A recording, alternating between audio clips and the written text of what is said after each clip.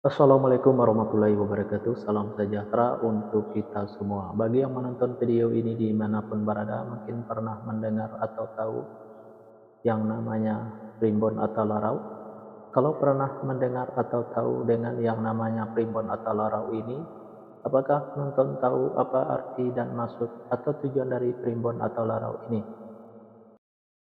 Arti dan tujuan atau maksud dari primbon atau larau ini adalah memberitahu permasalahan yang ada di dalam rumah tangga pasangan suami istri.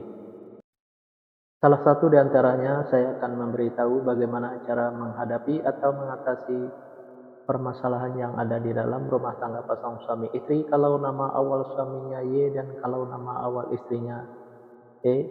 Dan saya juga akan memberitahu bagaimana karakter atau sifat anak pasangan suami istri kalau nama awal suaminya Y dan kalau nama awal istrinya E ini, dan bagaimana juga cara mendidik anak pasangan suami istri ini dan cara menghindari pertengkaran antara pasangan suami istri ini dan usaha pasangan suami istri ini.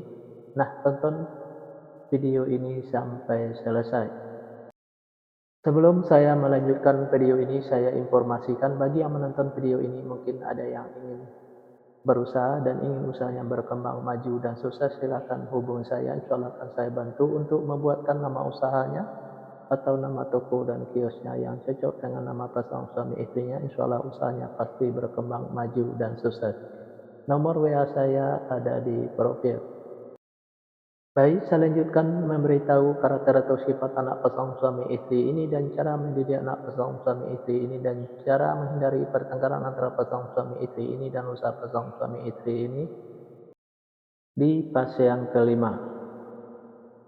Fase yang kelima ini pasangan suami istri ini kalau punya anak-anak pasangan suami istri ini anaknya laki-laki, kalau seandainya anaknya perempuan, anaknya pemberani, pintar, dan cerdas. Karakter atau sifat anak pasangan suami istri ini seperti pemimpin baik, anaknya perempuan atau laki-laki. Mendidik anak pasangan suami istri ini tak perlu marah-marah apalagi sampai naik darah. Cukup dengan logika dan masuk akal saja. Insya Allah apa yang disampaikan anaknya akan menerima, baik anaknya perempuan atau laki-laki.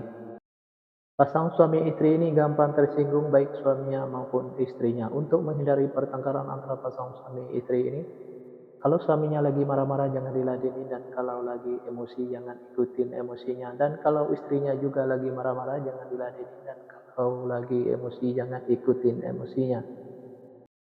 Pasangan suami istri ini banyak godaannya di luar. Salah satu di antaranya kalau suaminya itu perempuan, kalau istrinya itu laki-laki, biar suaminya tidak tergoda di luar.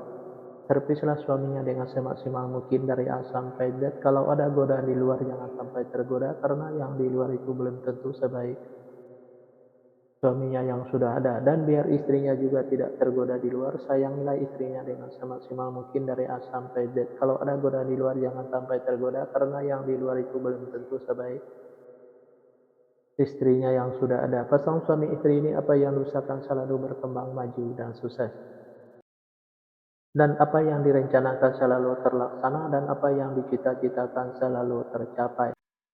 Fase yang keenam, pasangan suami istri ini kalau punya anak-anak pasangan suami istri ini anaknya laki-laki, kalau seandainya anaknya perempuan, anaknya pemberani, pintar, dan cerdas. Karakter atau sifat anak pasangan suami istri ini seperti pemimpin baik, anaknya perempuan atau laki-laki. Mendidik anak pasangan suami istri ini tak perlu marah-marah apalagi sampai naik darah. Cukup dengan logika dan masuk akal saja. Insya Allah apa yang disampaikan anaknya akan menerima, baik anaknya perempuan atau laki-laki. Pasangan suami istri ini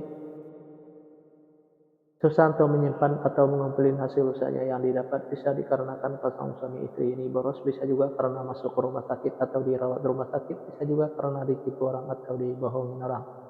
Biar hasil usahanya bisa tersimpan atau terkumpul, jangan ikutin keborosannya, baik keborosan suaminya maupun keborosan istrinya, biar tidak masuk ke rumah sakit atau dirawat di rumah sakit. Jaga kebersihannya dan jaga makanannya, biar tidak ditipu orang atau dibohong orang. Tingkatkan kehati-hatiannya. Usaha pasangan suami istri ini selalu berhasil. Fase yang ketujuh, pasangan suami istri ini kalau punya anak-anak pasangan suami istri ini anaknya perempuan. Kalau seandainya anaknya laki-laki, anaknya gampang tersinggung, sensitif, dan manja. Karakter atau sifat anak pasangan suami istri ini penyantun dan penyayang, baik anaknya laki-laki atau perempuan. Mendidik anak pasangan suami istri ini tak perlu marah-marah, apalagi sampai naik darah. Cukup dengan dimanjakan saja, tapi jangan terlalu dimanjakan. Insya Allah apa yang disampaikan anaknya akan menerima, baik anaknya laki-laki atau perempuan. Pasangan suami istri ini saya sekata saling menuruti, saling mengikuti, saling setia, saling percaya. Usaha pasangan suami istri ini biasa-biasa saja, tidak ada kelonjakan.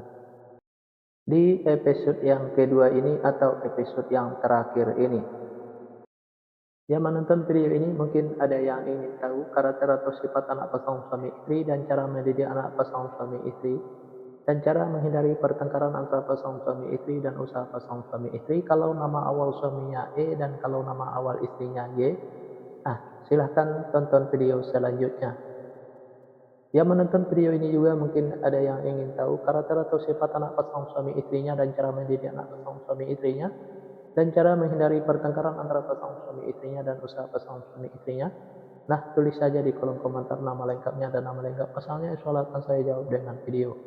Nah, hanya itu yang bisa saya sampaikan. Mohon maaf kalau ada kata-kata yang salah itu pasti dari saya, yang benar dari Allah. Pertama, saya mulai dengan Assalamualaikum. Sekarang saya sudahi, wabillahi taufik wal hidayah. Assalamualaikum warahmatullahi wabarakatuh. Salam sejahtera untuk kita semua.